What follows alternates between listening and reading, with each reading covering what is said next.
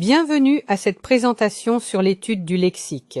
Aujourd'hui, nous allons plonger dans le monde fascinant des mots, en découvrant deux facettes essentielles, la lexicologie, qui analyse le lexique d'une langue, et la lexicographie, qui s'intéresse à la manière dont on construit les dictionnaires.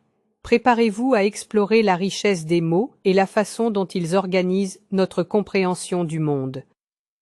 Plongeons au cœur du lexique. Le lexique, c'est la grande bibliothèque de toutes les formes connues d'une langue, qu'on les comprenne ou qu'on les utilise, activement ou passivement. Mais le vocabulaire, lui, c'est notre bagage personnel. Ce sont les mots qu'on manie spontanément, comme des outils bien familiers.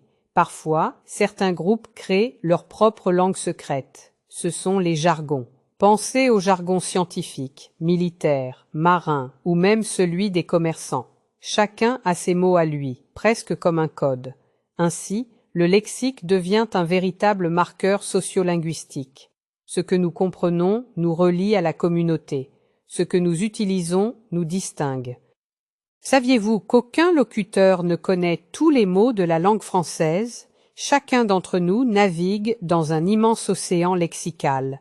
Au centre de cet océan, on retrouve le vocabulaire fondamental, ces 7000 à 8000 mots que nous utilisons tous les jours, presque sans y penser. Mais notre arsenal de mots varie selon les personnes et les situations.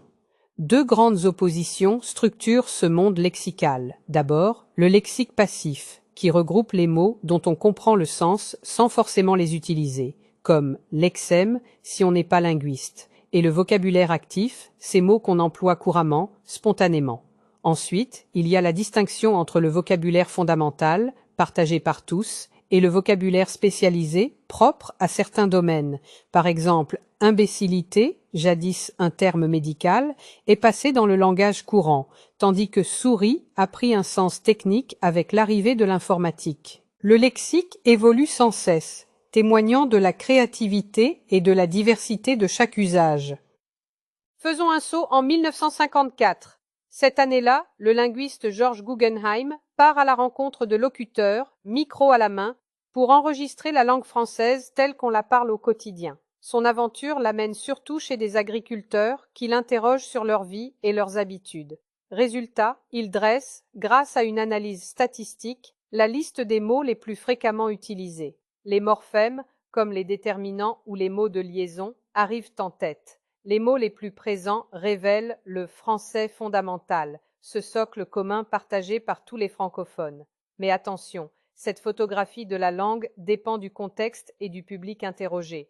Par exemple, le mot « non » n'apparaît pas en haut du classement, tout simplement parce que les entretiens n'étaient pas des débats animés. Ainsi, la fréquence des mots reflète avant tout la réalité et la culture de ceux qui parlent. Imaginez le lexique comme un grand soleil rayonnant, une belle image proposée par Paul Rivanc. Chaque rayon représente une composante différente. Au cœur, les mots fréquents, si familiers qu'ils illuminent toutes nos conversations. Autour, les mots disponibles, prêts à surgir dès qu'un nouveau sujet se présente. Puis viennent les lexiques semi-spécialisés, comme des faisceaux de lumière utilisés par ceux qui ont une formation particulière ou des intérêts spécifiques. Enfin, tout à l'extérieur, on trouve les lexiques spécialisés, réservés aux experts de chaque domaine.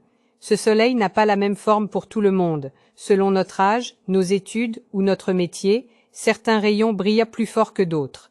Mais pour chacun, la fréquence d'utilisation et le degré de spécialisation dessinent cette fascinante galaxie de mots qui éclaire notre quotidien.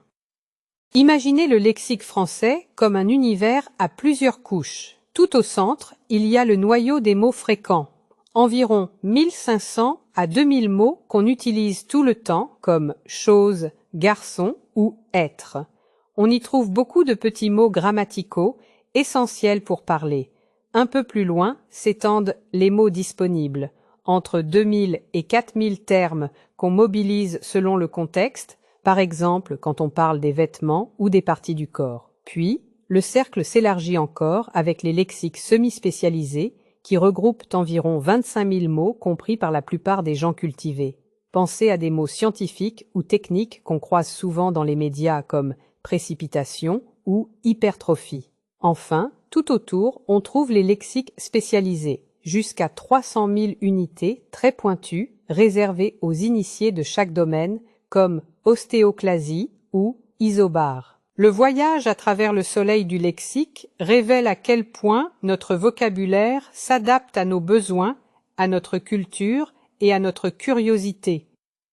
Approchons-nous maintenant du cœur de notre thème, la différence entre lexicologie et lexicographie. La lexicologie est la branche de la linguistique théorique qui étudie les lexèmes et le lexique. La lexicographie, quant à elle, est la lexicologie appliquée à la confection des dictionnaires. Aujourd'hui, on parle aussi de dictionnérique. Imaginez la lexicologie comme l'explorateur curieux qui analyse les secrets des mots, leurs origines, leurs formes et leurs usages. Elle s'interroge sur la façon dont les mots prennent sens et évoluent dans la langue. La lexicographie, quant à elle, est la bâtisseuse patiente.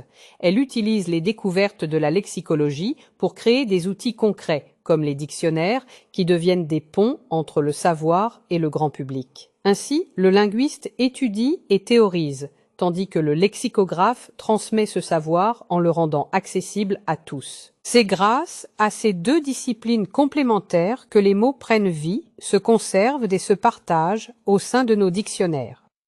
Au fil des siècles, deux grandes tendances s'opposent dans les dictionnaires français, la description des mots, comme dans la tradition étymologique de Le Robert, et la description des choses, héritée de l'esprit encyclopédique du Larousse.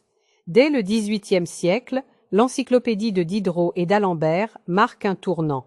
Elle ne se limite plus à définir les mots, mais cherche à organiser et transmettre l'ensemble des savoirs, ce qui inspirera les grands dictionnaires encyclopédiques du XIXe siècle.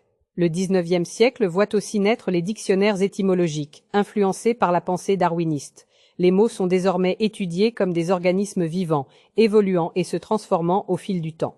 Enfin, au XXe et XXIe siècle, l'innovation continue avec les dictionnaires illustrés ou multimédia qui mêlent texte, images, sons et hyperliens.